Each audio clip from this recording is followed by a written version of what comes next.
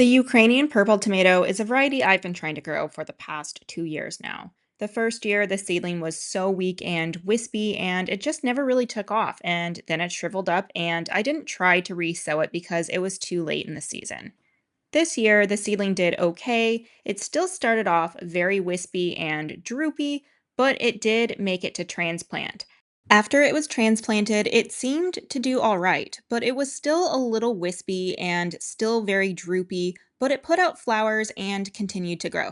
It seemed to be more sensitive to heat than my other tomatoes, so I put shade cloth over it and just left it there because even on days that were under 90 degrees, it just faltered. So I started to call this tomato my grieving widow since it always had this black sheet over it. But even that didn't seem to help, and this bed actually gets more shade than my other tomato beds.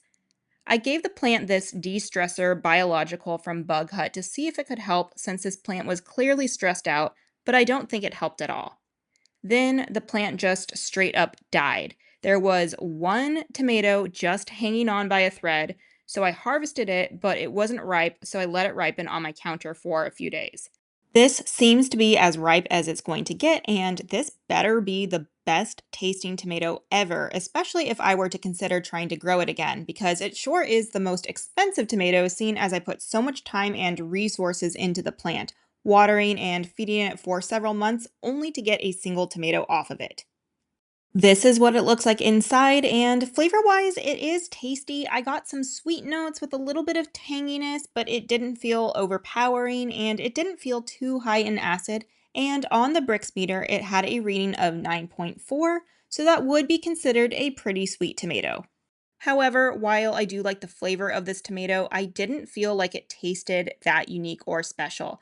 So it's probably no surprise that I'm not going to grow it again. And since the plant is dead, I'm going to remove it and grow something else in its place now. And I've never had to pull a tomato plant out during the summer growing season before.